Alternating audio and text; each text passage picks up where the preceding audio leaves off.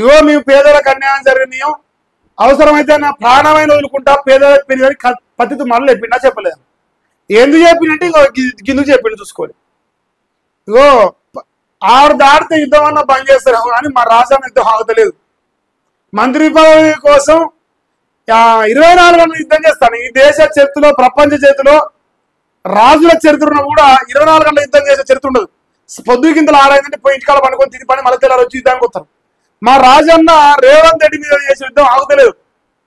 ఇక నిన్న మాట దాకా హోమ్ మినిస్టర్ ఇక అది సిప్పచేతిలో పడుతుంది, అర్థమైపోయింది అది రాదని. ఇంకా మళ్ళీ ఇప్పుడు కొత్త వేసేం వేసాడు. ముందర ముడిచామంట పడకెరదంట, ముందర ముడిచామంట పడకెరదంట. హోమ్ మినిస్టర్ మురిసిండు అది పీకింది. ఇక మళ్ళీ ఇప్పుడు విద్యాశాఖ మంత్రి అంటుంది. ఇంకా మరి ఇదేప్పుడు విక్తుంది నాకు డౌటే. ఇంకా చూసుకోరి అన్నదమ్ముల ప్రేమ, కోమరెడ్డి బ్రదర్స్ అన్నదమ్ముల ప్రేమ కట్టుడే మరి. ఈ విషయంలో కూడా అన్నదమ్ముల ప్రేమల విషయంలో ఒప్పుకుంటా బరాబర్గా, తప్పేం లేదు. చూడు నాయన, విద్యాశాఖ మంత్రిగా రాజగోపాల్ రెడ్డి ఏడన్నా ఈ న్యూస్ ఈ రాష్ట్రంలో ఏమన్నా చెప్పిరానే, ఏ అకౌంట్లో అన్నా నాకు చూపిస్తాను చెప్పి. ఇంకో గీడ పెట్టిరా, గీడ నిజమేను, ఈడ విద్యాశాఖ మంత్రి కోమారెడ్డి రాయవలని చెప్పిరని నాకు చూపిరి, నేను కాలు అడిగి ఎత్తడని పోసుకున్నాను.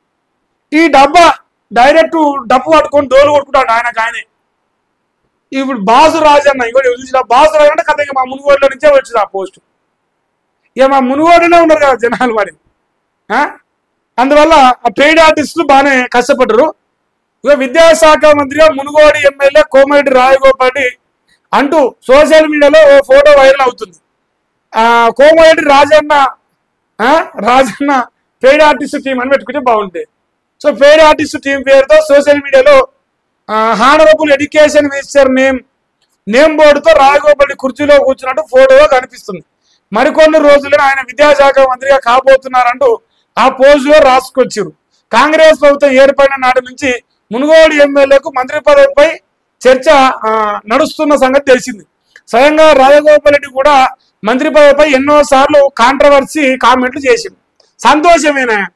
ఇంకో కాంగ్రెస్ పార్టీ ఎమ్మెల్యే కోమరెడ్డి రాజగోపాల్ రెడ్డి గారు మరికొన్ని రోజుల్లో తెలంగాణ రాష్ట్ర విద్యాశాఖ మంత్రిగా అవుతున్నారని తెలియజేశారు. చాలా సంతోషం, శబాషు. ఒక్క సెకండ్ ఆగురే, ఒక్కటే సెకండ్. ఇప్పుడు మునగాడైన ఎమ్మెల్యే, దమ్మున్న ఎమ్మెల్యే, అందరూ కోరుకుంటున్న ఎమ్మెల్యే బాగానే ఉంది.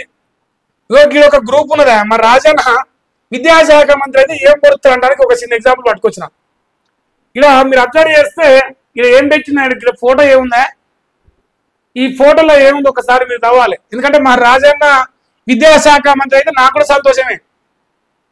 మాకు ప్రభుత్వ పాఠశాల కావాలి అని మహేష్ గారు గత సంవత్సరం 2024 అనుకుంటా, 2024 సెప్టెంబర్లో ఇగో ఇట్లా ఉంటే పిక్త పేదోనికి బడి కావాలి, ఇక బడి దొంగలు బందిపోట్లకు వెళ్ళి తప్పించుకొని మరి రాజన్న గారు ఇంటిగ్రేటెడ్ రెసిడెన్షియల్ స్కూల్ అనేది ఒకటి 200 కోట్ల బడి అంటారు. మరి అది వచ్చేటప్పుడు సచ్చేటప్పుడు కానీ ఈ 200 కోట్ల బడి 50,000 మందికి లబ్ధి జరిగే చండూరు పట్టణంలో వేయాలని చెప్పేసి రిక్వెస్ట్ చేసి సంవత్సరం దాటింది. ఇప్పుడు సెప్టెంబర్ వచ్చి అక్టోబర్లో పడ్డంగా సంవత్సరం దాటింది.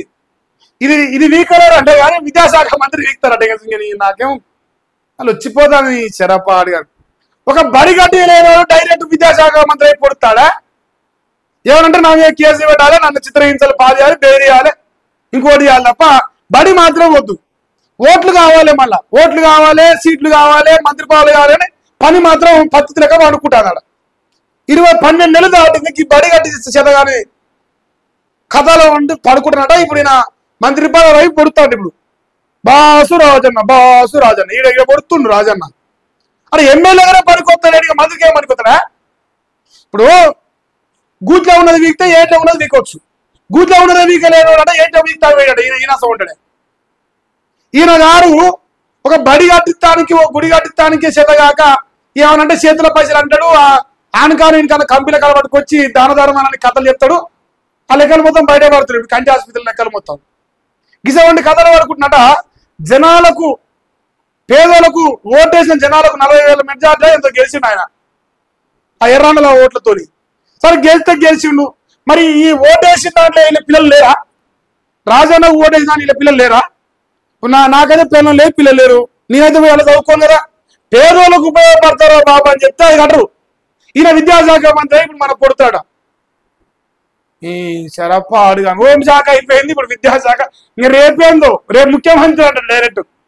ఇక రేపు మామో కాబోయే ముఖ్యమంత్రి కోమటిరెడ్డి రాజగోపాల్ అని చెప్పుకోయ్య. ఈ శరప్ప అడిగాను, ఏం మనిషి నువ్వు ఇదేనా? నేను అందుకే అంటారు ముందర ముడిచినమాట పనకెరగట. పిల్ల పుట్ట ముందుకే కుల పుట్టినట్టు అది ముందర పడేది లేదు, అయ్యేది లేదు, ఒకటే ప్రచారం ప్రచారం ప్రచారం. ఆ పెయిడ్ ఆర్టిస్ట్ ఉంటారు, ఆ పిఎంఆర్ టీవీ, ఇంకో టీవీ అంతా. మరి ఏం మనసులో ఏం కదా మీకు ఆ వీడియోలు చేస్తే కూడా సిగ్గులేదు నిజంగా. ఆ వీడియోలు చేస్తే కూడా సిగ్గుసేవడం లేకపోయా. ఎటుగాక పైకి అని చెప్పేసి జోకుడే తాళ కట్టుకొని జోకుతారు. రప్ప అడిగారు అంతే. పైసలు ఉంటే ఏదైనా సాధ్యమైనట్టు నా లెక్క మా రాజన్నది. సో పైసలు ఇచ్చిండు, పోస్ట్ క్రియేట్ చేయించిండు విద్యాశాఖ మంత్రి అంటుండు. ఇక తమ్ముడు విద్యాశాఖ అన్నాడుగా, అన్నెమ్మటే పేదల పిండి అయిపోయింది. ప్రాణమైన ఇస్తాడు ఇప్పుడు తమ్ముని కోసం. ఇది రైతుల కోసం కాదు, తమ్మునికి ప్రేమతో అంటాడు రాజన్న గారు. ఏది మా వెంకటన్న గారు. ఇట్లా ఉంటుంది లెక్కలేదు. పని చేసేది ఏముండదు, ప్రచారమే పుల్లు ఉంటుంది అంతే. ప్రచారమే పీక్స్, పనిలో మాత్రం కుండుసున్న గాడిది గుడ్డే.